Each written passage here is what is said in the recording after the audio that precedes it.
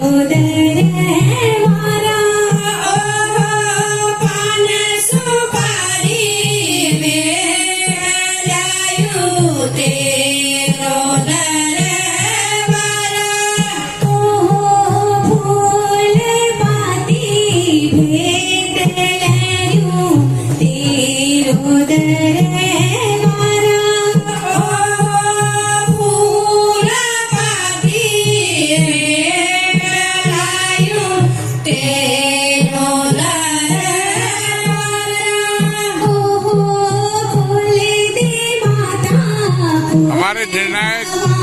श्री गोपाल जोशी जी बीच में है, हमारे शेर सिंह रावत और इधर विद्वान पंडित नारायण पाठक जी।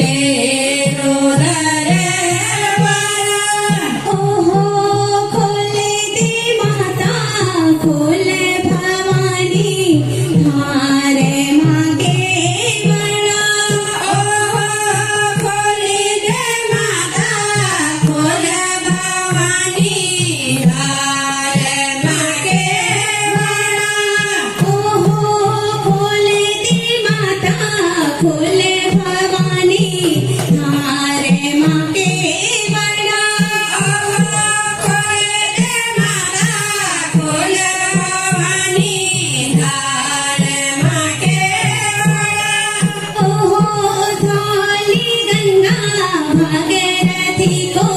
हे भलो के बड़ा ओहो धानी गंगा भगवानी धार में बड़े भलो रे बड़ा ओहो बोले दे माता बोले भवानी धारे माँ के बड़ा ओहो बोले दे माता बोले भवानी धारे माँ के बड़ा चंचना चल चंचना शिव जी तेरा कांचना चल चल चल चंचना शिव जी तेरा कांचना चंचना चल चंचना शिव जी तेरा कांचना चल चल चल चंचना शिव जी तेरा कांचना सज बता दे पार्वती शिव जी तेरा कांचना सज बता दे पार्वती शिव जी तेरा कांचना मेरे संग कैलाश माँ शिव जी तेरा वांचना मेरे संग कैलाश माँ शिव जी आज नाचना